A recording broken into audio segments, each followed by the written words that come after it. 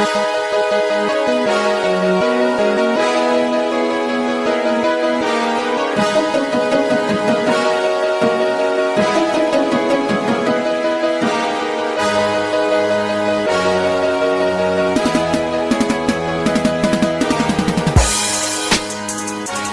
welcome to another edition of the And One with EJ podcast. I'm your host, Ernest EJ Christian.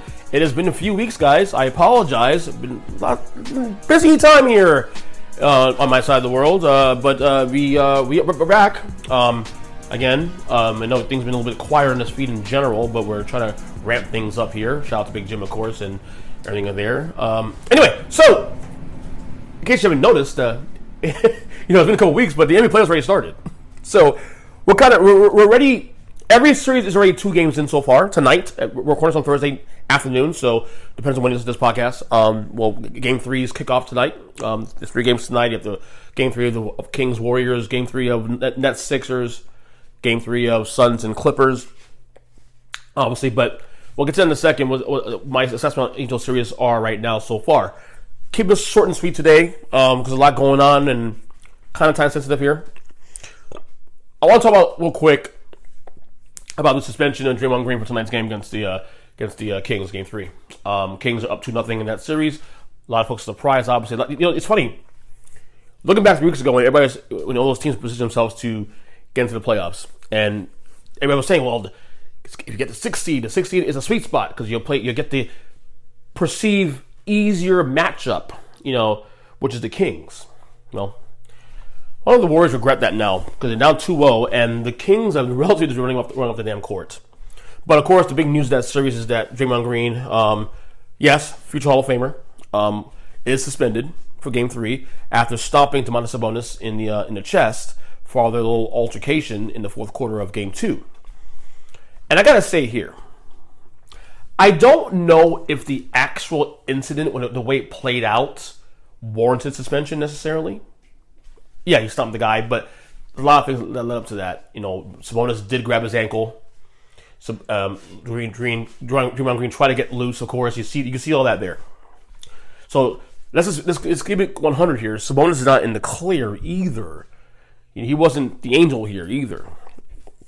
But I think what ultimately got Draymond suspended was 2 things. His history, first off, because remember. We look at this situation, we go back to the 2016 NBA Finals against the Cavaliers when they were up 3-1, and he got suspended for Game 5 or Game 6, maybe Game 5, when they were up 3-1 at home after hitting LeBron James in the nads, they call that, or in the jewels. So you have that, and then there's obviously a lot of things he's done through the years, little antics here and there. He's very abrasive with the referees. Now, look for the record. I like Draymond Green. I think a lot of people will say, no, I can't stand that guy. But you're the same guy that says, well, I want old school basketball back. Draymond Green is literally what old school basketball was. Draymond Green was literally what Bill Laimbeer was, Rick Mahorn, those guys back in the day. Dennis Rodman. So you can't play both ways and say, I want old school basketball back, but then you get mad at Draymond Green for doing the things he does. That's literally what old school basketball was. Okay, and I used to watch that shit back in the day too, so I know what I'm talking about. But at the same time, he got suspended for 2 reasons, I said.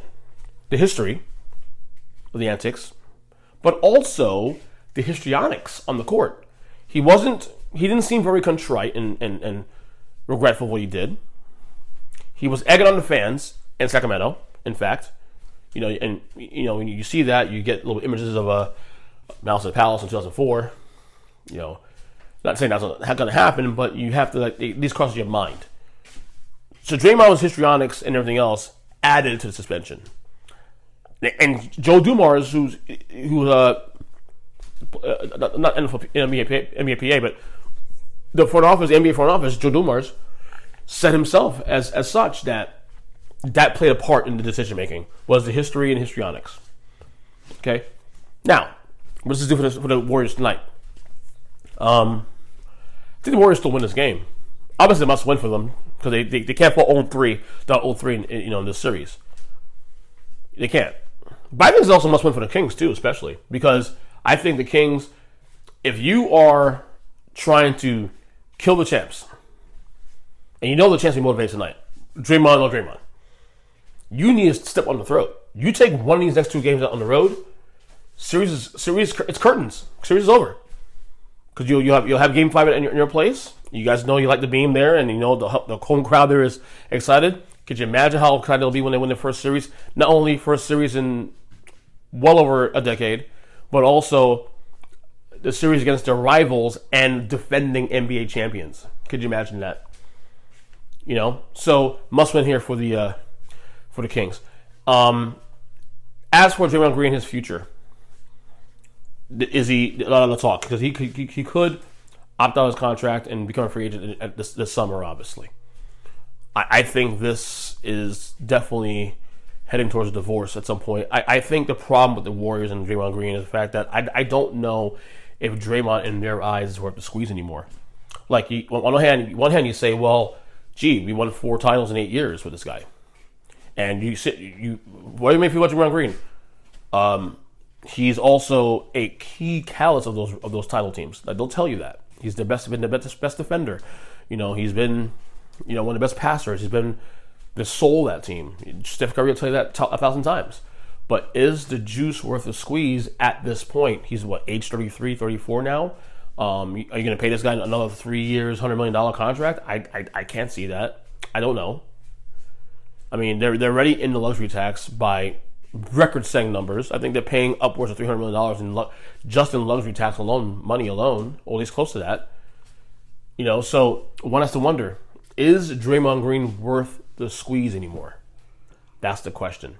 And I think this instant bookmarks that, because remember how we started this year? Remember that? Draymond Green punches out his own teammate, Jordan Poole. Sucker punches him. So now what? The levels to this. We'll see how it goes. It's an interesting story, narrative, and I think tonight's game will go a long way in the story, because if the Warriors lose game 3, it's curtains. If they win tonight, we got a series again, and Draymond's back in game 4. So we'll see how that goes. All right, so let's go ahead and discuss where we're at with these series currently right now. Okay, so you have, obviously, every series now is 2 games in as we speak. Now, obviously, tonight we game 3 for 3 of these games I mentioned earlier. 1-8, first off. Bucks Heat tied at 1 apiece. Heat missed a goal. Miami missed a goal opportunity to take a 2-0 series lead without Giannis, who didn't play for Milwaukee for game 2. Missed most of game 1. They stole game 1, and they didn't do that. And that's just disappointing. For me personally, as a Heat fan, disappointing as hell.